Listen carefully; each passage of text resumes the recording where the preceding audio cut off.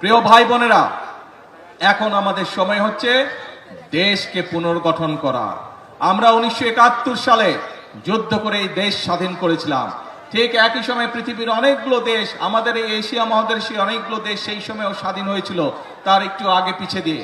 কিন্তু সেই দেশগুলো আমাদের থেকে অনেক এগিয়ে গিয়েছে। আমরা এক বিরাট স্বৈরাচারের কবলে পড়েছিল এই দেশ, এই দেশের মানুষ।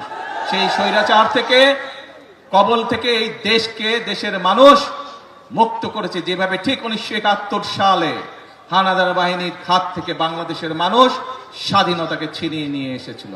প্রিয় ভাই বোনেরা, দেশ শুধু স্বাধীন করলে হবে না।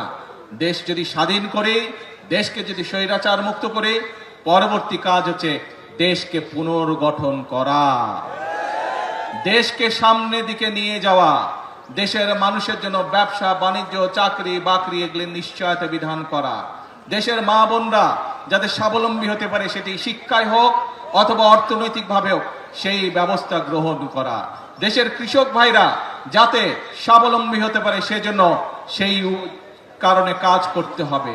দেশে যাতে মিল কলকারখানা তৈরি হতে পারে, দেশে যাতে বেকার সমস্যার সমাধান হতে পারে সেই জন্য কাজ করতে হবে।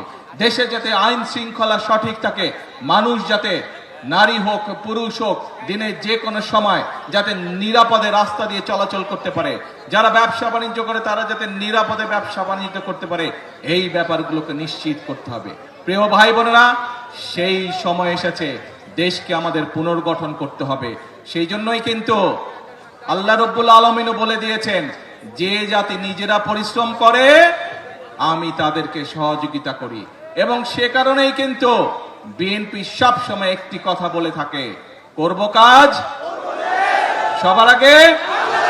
এই জন্যই আমরা এই কথাটি বলি। প্রিয় ভাই বোনেরা, যে কথাটি দিয়ে শুরু করেছিলাম, এখন হচ্ছে আমাদের দেশ পুনর্গঠনের পালা। কিন্তু দেশ পুনর্গঠন আমরা একা, সরকার একা পারবে না। এই আপনারা কারা? বাংলাদেশের কি হন আপনারা? আমার সামনে যে হাজার হাজার মানুষ কি হন? বাংলাদেশের, বাংলাদেশের নাগরিক। এই দেশটা কাদের? অর্থাৎ বাংলাদেশের মানুষের, জনগণ হচ্ছে এই দেশের মালিক। প্রিয় ভাই বোনেরা, সেজন্যই মালিক যখন নিজে দায়িত্ব নিয়ে তার দেশের দেখভাল করে, তখনই দেশ সামনের দিকে এগিয়ে যায়। এবং মালিক আজ দায়িত্ব দিয়েছে বিএনপি নামক একটি রাজনৈতিক দলকে বিগত 12 তারিখের নির্বাচনের মাধ্যমে। কারণ আমরা আমাদের যে সকল পরিকল্পনা বাংলাদেশের মানুষের সামনে নির্বাচনের আগে উপস্থাপন করেছিলাম, দেশের মানুষ 12 তারিখের নির্বাচনে সেই ম্যানিফেস্টোকে, সেই পরিকল্পনাকে সমর্থন দিয়েছে এবং বিএনপিকে সরকার গঠনের সুযোগ দিয়েছে। প্রিয় ভাই বোনেরা, এবং সেজন্যই আপনাদের কাছে যে সকল ওয়াদা আমরা দিয়েছিলাম, সেই ওয়াদাগুলো পর্যায়ক্রমিকভাবে আমরা বাস্তবায়নের কাজ শুরু করেছি। কারণ এই যে আপনারা যে দেশের মালিক জনগণ, জনগণের সমর্থন বিএনপির সাথে আছে। যে জনগণ দেশের মালিক, সেই জনগণের সহযোগিতা বিএনপির সাথে আছে। যেই জনগণ দেশের মালিক, সেই জনগণের আস্থা এবং বিশ্বাস বিএনপির উপরে আছে।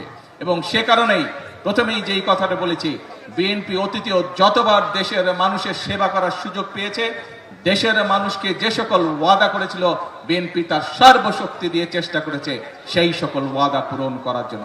ইনশাআল্লাহ বিগত 12 তারিখের নির্বাচনের আগে আমরা যে সকল ওয়াদা দিয়েছি, পর্যায়ক্রমিকভাবে আমরা একটি একটি করে পর্যায়ক্রমিকভাবে সেই ওয়াদা পূরণ করব।